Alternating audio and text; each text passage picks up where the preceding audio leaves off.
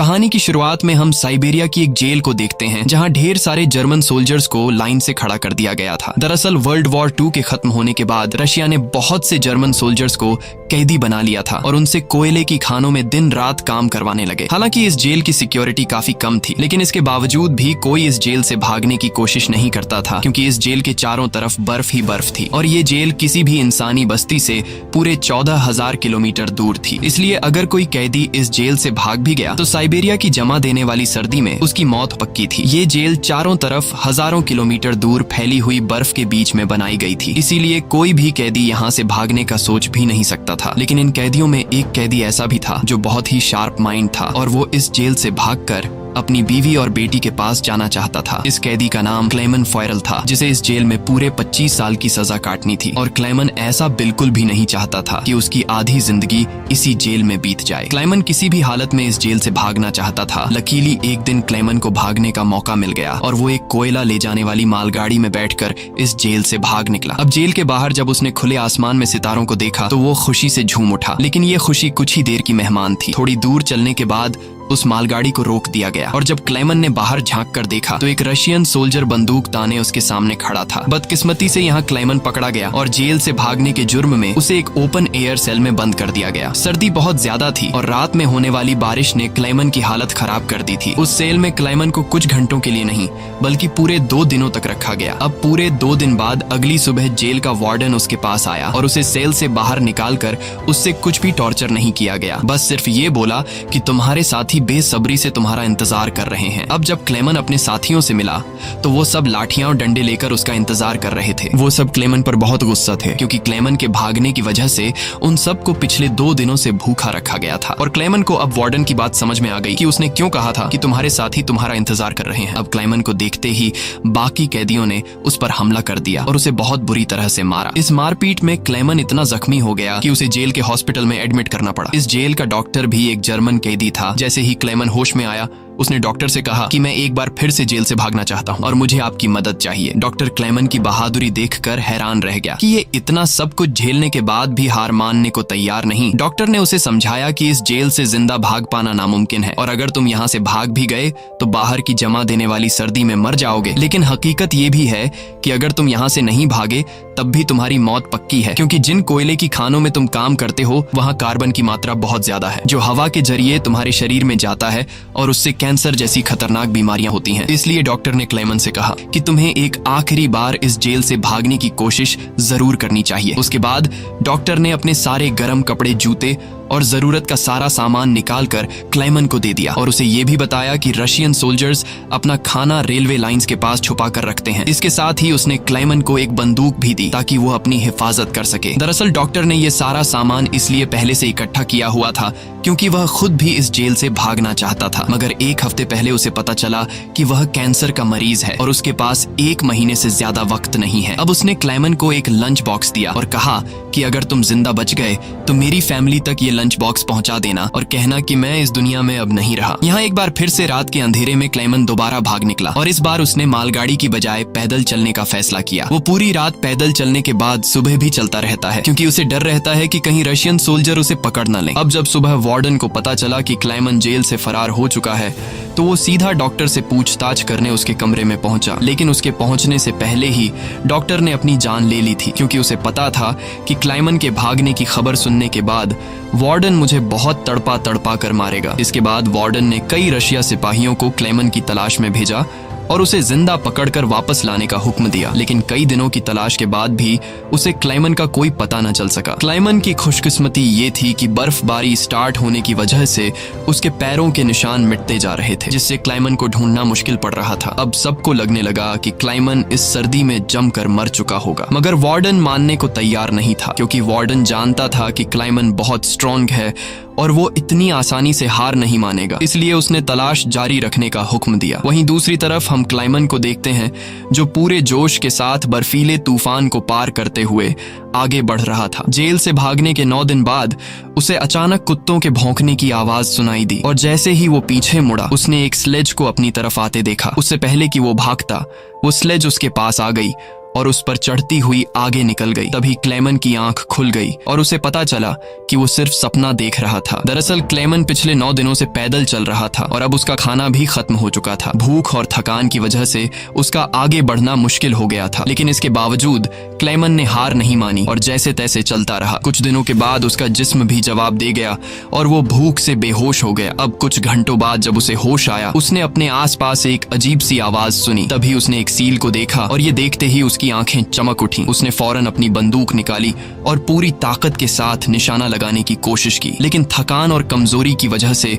उसका निशाना गलत हो गया और वो सील वहां से भागने लगी। क्लेमन, जिसे कई दिनों बाद जिंदा रहने की एक छोटी सी उम्मीद मिली थी, वो इस उम्मीद को हाथ से नहीं जाने दे सकता था। क्लेमन फौरन उसके पीछे दौड़ा, लेकिन दौड़ते वक्त क्लेमन बर्फ टूटने की वजह से पानी में गिर जाता है, जिससे उसके पैर में चोट आ जाती है। लेकिन जख्मी होने के बावजूद वो सील का पीछा करने लगा। क्लेमन जैसे ही गोली चलाने वाला था, वो सील एक चट्टान के पीछे छिप गई। क्लेमन और आगे बढ़ता है और सील को दोबारा देख लेता है। उससे पहले कि वो पानी में जाती, क्लेमन ने अपनी आखिरी गोली चलाई और खुशकिस्मती से वो गोली उसे लग गई। ये देखकर क्लेमन खुशी से झूम उठा, क्योंकि अब सफर के दौरान उसे खाने की फिक्र नहीं थी। कई दिनों के बाद क्लेमन ने पेट भर कर खाना खाया और थोड़ा आराम करके अपना सफर जारी रखा। अब इतने लंबे सफर में क्लेमन बिल्कुल अकेला था और उसके चारों तरफ बर्फ के अलावा कुछ भी न था। इस माहौल में उसकी दिमागी हालत खराब हो सकती थी, इसलिए वो खुद से बातें करता और पॉजिटिव बातें कहकर खुद को आगे बढ़ने के लिए मोटिवेट करता। इसके साथ ही वो हर वक्त कैंपस के जरिए अपने रास्ते को देखता है, ताकि वो इस बर्फीली वादी में कहीं खो न जाए। इसी तरह दिन गुजरते गए और फिर महीने, लगातार 2 महीने चलने के बाद क्लेमन को इस बर्फीले मैदान में एक छोटा सा पेड़ दिखाई दिया। इस पेड़ को देखकर क्लेमन इतना खुश हुआ कि जैसे उसे कोई खजाना मिल गया हो और वो भागकर उस पेड़ को गले लगा लेता है। दरअसल ये पेड़ इस बात की निशानी थी कि क्लेमन लगातार 2 महीने चलने के बाद अब ये बर्फीला मैदान क्रॉस कर चुका है और आगे जंगल शुरू होने वाला है। थोड़ा ही आगे चलने के बाद ठीक वैसा ही हुआ जैसा उसने सोचा था। अब यहाँ से जंगल शुरू होने वाला था। बर्फ का इलाका खत्म हो रहा था। वो जंगल में बहुत खुश था। वो लकड़ियां इकट्ठा करके आग जलाता है और कई महीनों बाद पहली बार सुकून से सो जाता है। पर अगला दिन उसके लिए सुकून का था या नहीं,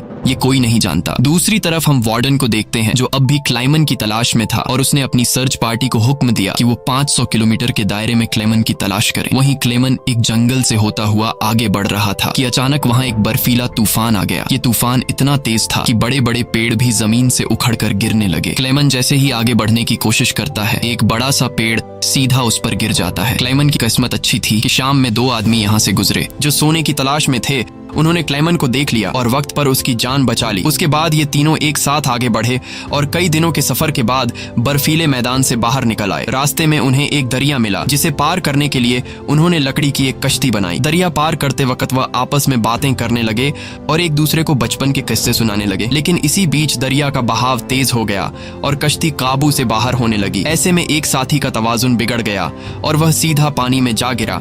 उसे तैरना नहीं आता था, वह डूबने लगा। ये देखकर क्लेमन ने पानी में छलांग लगा दी और किसी तरह उस आदमी को किनारे तक लाकर उसकी जान बचाई। दूसरी तरफ उनका दूसरा साथी उन दोनों को डूबने के लिए छोड़ देता है और अकेला आगे बढ़ गया। उसका दूसरा साथी बहुत ही लालची था। उसे लगा कि वो दोनों मर गए होंगे और लालच के चलते उसने अपने दोस्त का सोना भी खुद के पास रख दिया। थोड़ी देर बाद जब क्लेमन और दूसरा आदमी टेंट तक पहुंचे तो उस आदमी को अपने दोस्त पर बहुत गुस्सा आया और उसने उसे गोली मारकर उसकी जान ली। उसके बाद क्लेमन और वह आदमी ने सामान उठाया और सफर जारी रखा। वे दोनों कई महीनों तक इसी उम्मीद पर चलते रहे कि कोई इंसानी आबादी उन्हें मिल जाए। लेकिन दोबारा सर्दियों का मौसम आ गया और हर तरफ के जंगलात बर्फ की सफेद चादर में छुप गए। उस आदमी ने जो सामान उठाया था वह काफी भारी था, इसलिए उसे बर्फ में चलने में मुश्किल हो रही थी। ये देखकर क्लेमन ने उसका बोझ हल्का करने की कोशिश की और कहा कि कुछ देर के लिए अपना सामान मुझे दे दो। लेकिन यहाँ उस आदमी को शक हुआ कि शायद क्लेमन भी उसका सोना चुराना चाहता है, इसलिए उसने क्लेमन पर हमला करके उसे नीचे धकेल देता है, जिससे क्लेमन बेहोश हो जाता है। थोड़ी देर बाद क्लेमन को होश आया तो उसने देखा कि भेड़ियों का एक झुंड उसकी तरफ आ रहा है। अपनी जान बचाने के लिए वो एक दरख्त पर चढ़ने लगता है, लेकिन पेड़ पर चढ़ते वक्त एक भेड़िया उसका पांव पकड़ लेता है। लेकिन दरख्त कमजोर था और दरख्त दरमियान से टूट टूट गया जिससे क्लेमन नीचे गिर पड़ा। अब क्लेमन को लगा कि उसकी मौत पक्की है। तभी अचानक गोली चलने की आवाज आई। क्लेमन ने आंखें खोली तो उसने देखा कि कुछ भेड़िए मर चुके हैं और जो जिंदा थे वह भाग चुके हैं। दरअसल इलाके के शिकारियों ने आकर उसकी जान बचाई। वो उसे अपने गांव ले गए जहां गांव के लोगों ने उसका इलाज किया। बरसों की मेहनत के बाद क्लेमन एक इंसानी आबादी तक पहुंच चुका था। लोगों को देखकर उसे बेहद खुशी हुई। कई दिनों तक वो गांव में रुका और लोगों ने उसकी खूब खातिरदारी की। एक दिन गांव में एक लेटर आया जो किसी और का नहीं बल्कि खुद वार्डन का था। इसमें लिखा था कि एक जर्मन फौजी हमारी जेल से फरार हो चुका है और अगर किसी ने उसे पनाह दी तो वह गद्दार कहलाएगा। अब ना चाहते हुए भी क्लेमन को यह गांव छोड़ना पड़ा, क्योंकि अगर वो यहाँ से नहीं जाता तो वार्डन इस गांव वालों को भी सजा देते। जाने से पहले गांव के लोगों ने उसे खाने पीने का सामान और एक शिकारी कुत्ता दे देते हैं। इस लंबे सफर में अब क्लेमन का एक साथी भी बन गया है, इसलिए अब उसे अकेलापन महसूस नहीं हो रहा था। वे दोनों कई दिनों तक चलते रहे। रास्ते में उन्हें एक लकड़ी की फैक्ट्री नजर आई और कुत्ता खाने की तलाश में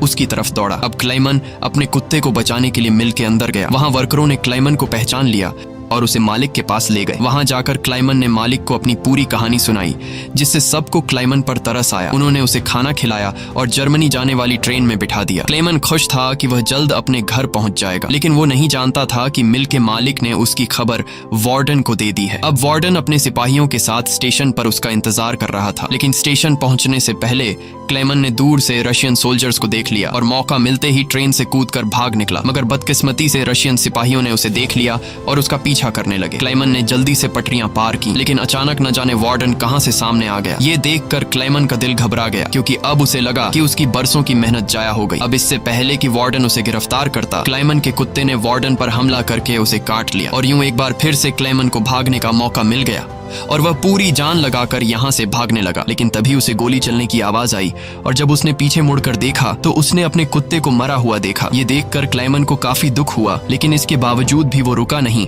और अपनी पूरी ताकत से आगे बढ़ता रहा। उसके बाद वो पुल के ऊपर चढ़ा और नीचे से गुजर रही ट्रेन के ऊपर कूदकर वहां से भाग निकला और कुछ इस तरह से वो वार्डन के हाथों से फिर बच निकला। अब ऐसे ही दिन गुजरते गए और क्लेमन आहिस्ता आहिस्ता इस सफर में आगे बढ़ता रहा। देखते ही देखते साल 1952 आ गया और अब क्लेमन को जेल से भागे हुए पूरे 7 साल हो चुके थे। वो उस वक्त सेंट्रल एशिया में था और एक गांव के मेले में इधर उधर भटक रहा था। उस मेले में उसने खाने पीने की अलग अलग चीजें देखी। खाने को तो उसका मन कर रहा था, लेकिन उसके पास पैसे नहीं थे, इसलिए वो दिल पर पत्थर रखकर आगे बढ़ गया। तभी उसकी नजर 2 लड़कियों पर पड़ी जो मेले में पैनकेक्स बेच रही थी। क्लेमन ये पैनकेक तो खाना चाहता था, लेकिन उस बेचारे की जेब में 1 पाई तक नहीं थी, इसलिए वो मायूस होकर आगे चलने लगा। पर तभी उनमें से एक लड़की को उस पर तरस आ गया और उसने पैनकेक का एक हिस्सा तोड़कर क्लेमन को दे दिया। पहले तो क्लेमन को थोड़ा अजीब लगा, फिर उसने लड़कियों का शुक्रिया अदा करते हुए वो पैनकेक खा लिया। अब इस मेले में एक ज्यूइश आदमी भी था जिसने ये सब कुछ देख लिया था। उसके बाद क्लेमन एक चर्च में गया और ये आदमी भी उसका पीछा करते हुए चर्च में आ पहुंचा। दरअसल ये आदमी भी किसी जमाने में एक कैदी हुआ करता था, इसलिए उसने क्लेमन को पुलिस के हवाले नहीं किया और उसकी मदद करने की कोशिश की। उसके बाद वो क्लेमन को लेकर अपने घर गया, जहाँ क्लेमन ने कई साल बाद शेव की और अपने पुराने हुलिये में वापस आया। फिर उस आदमी ने क्लेमन को एक नया पासपोर्ट दिया ताकि वो रशिया के बॉर्डर को क्रॉस करके जर्मनी पहुंच सके। क्लेमन उस आदमी से बहुत खुश हुआ। जाने से पहले क्लेमन ने उसका शुक्रिया अदा किया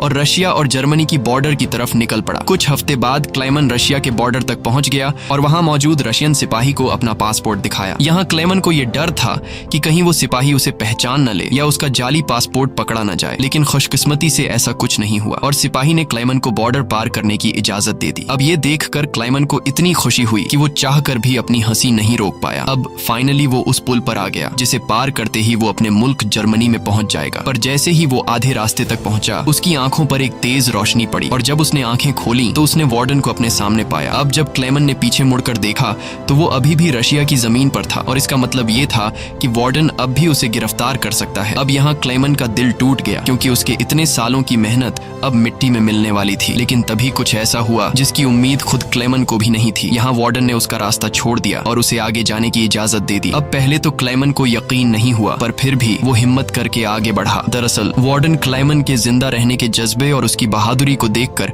उससे काफी इंस्पायर हुआ, इसलिए उसने क्लेमन को गिरफ्तार नहीं किया और उसे अपने मुल्क वापस जाने दिया। और तभी वार्डन उससे ये कहता है, ये लड़ाई बस दो सोल्जर्स के बीच थी, एक मैं और एक तुम, और इसे तुम जीत गए। जाओ अपनी जिंदगी जी लो। अब फाइनली क्लाइमन ने उस बॉर्डर को पार किया और अपने देश जर्मनी पहुंच गया। इसके बाद वो अपने घर के करीब पहुंचा जहां उसने अपनी बेटी और बीवी को देखा। अब थोड़ी देर बाद वो दोनों चर्च जाने के लिए घर से निकलती हैं तो क्लेमन भी उनका पीछा करता हुआ चर्च में आ गया। हालांकि क्लेमन ने अभी तक अपनी बेटी को आवाज नहीं दी थी क्योंकि उसे उम्मीद थी कि एक दिन जरूर उसके पिता आएंगे। जब उसकी बेटी ने पीछे मुड़कर देखा तो उसने अपने पिता को पहचान लिया और दौड़कर अपने पिता को गले से लगा लिया। अब इतने सालों बाद क्लेमन को जिंदा देखकर उसकी वाइफ की खुशी का तो कोई ठिकाना नहीं था। फाइनली उन तीनों ने एक दूसरे को गले लगाया और इसी के साथ सच्ची कहानी पर बनाई गई ये फिल्म यहाँ पर खत्म हो गई। उम्मीद है आपको आज की कहानी पसंद आई हो। अगर आपको ये वीडियो अच्छी लगी हो तो इसे लाइक कर देना और चैनल को सब्सक्राइब कर